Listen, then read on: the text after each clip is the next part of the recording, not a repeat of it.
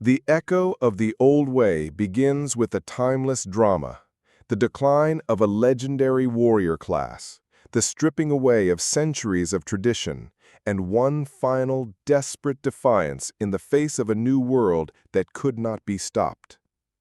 The samurai were never simply swordsmen.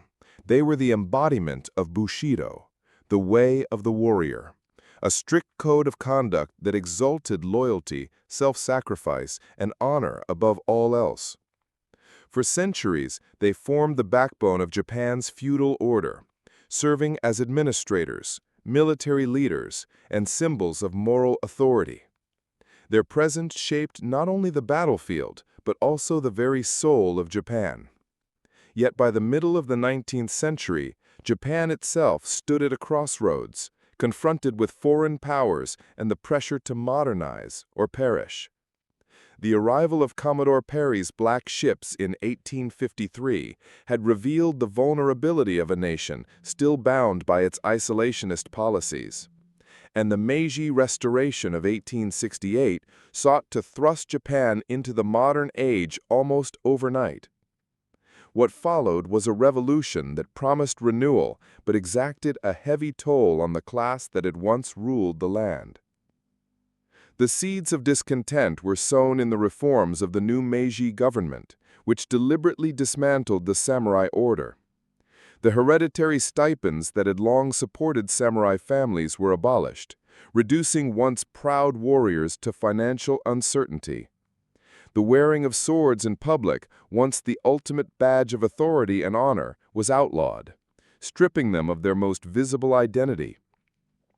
Even their role as the military arm of Japan was erased, replaced by a conscript army modeled on Western systems.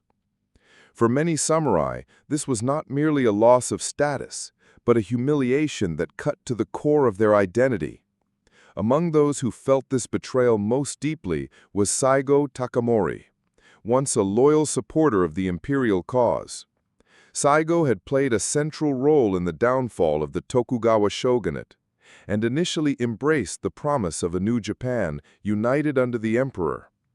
Yet as the Meiji leaders pushed reforms that centralized power, embraced Western customs, and sidelined the old elite, Saigō became disillusioned. He believed the government had abandoned the virtues of justice and moral leadership, replacing them with blind imitation of foreign models. Across Japan, thousands of former samurai shared his resentment, men who now found themselves jobless, dishonored, and alienated in a society they no longer recognized. The gathering storm brewed most fiercely in Satsuma, a domain renowned for its fierce independence and deep-rooted warrior traditions. Unlike many regions, Satsuma had preserved a degree of autonomy and remained a bastion of samurai pride. When Saigō withdrew there, he found himself surrounded by loyal followers who saw in him the only leader capable of restoring dignity to their class. Schools and academies sprang up under his influence, ostensibly for education, but in practice serving as military training grounds where discontented samurai honed their skills in anticipation of conflict. Though Saigō hesitated to rebel, wishing for reform rather than open war, pressure mounted as thousands rallied to his side. The Meiji government, recognizing the potential threat, watched with growing alarm, interpreting every move in Satsuma as a step toward insurrection. By 1877, the tension could no longer be contained, and Saigō reluctantly accepted his role as commander of what would become the last great samurai rebellion. The clash of eras erupted with violence across southern Japan, as Saigō's followers, numbering in the tens of thousands, took up arms against the imperial army. Their cause was rooted not in political ambition, but in a desperate desire to defend honor, tradition, and the way of the warrior. Yet the odds were stacked against them.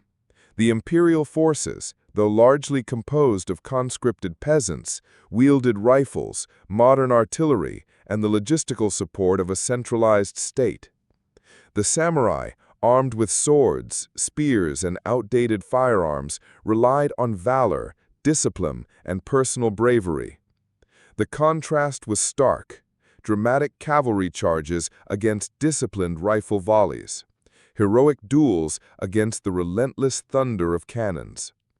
One of the most pivotal moments came with the siege of Kumamoto Castle, where Saigō's forces encircled one of the strongest fortresses in Japan.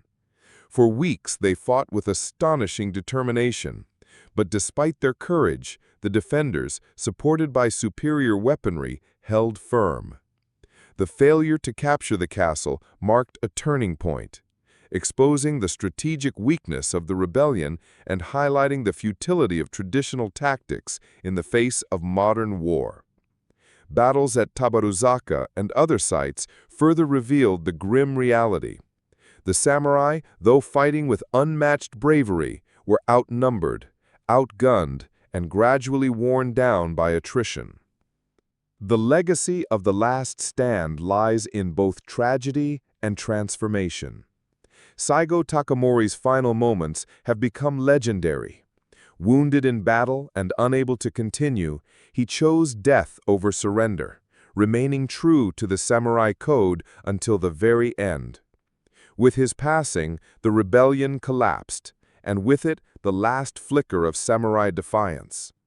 Yet his death carried enormous symbolic weight. For many Japanese, Saigō was not a traitor, but a tragic hero.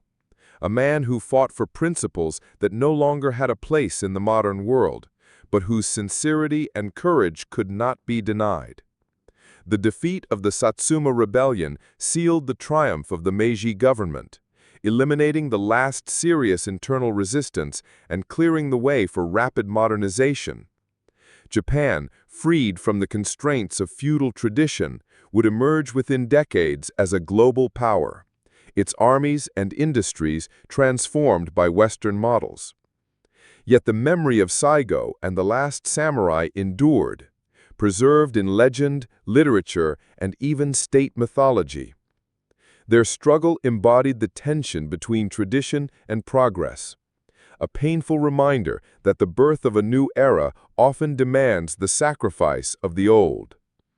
The story of the last samurai rebellion remains one of tragic beauty, a defiant stand for honor and identity in a world that had already moved on, a final echo of the old way that continues to resonate whenever progress and tradition collide.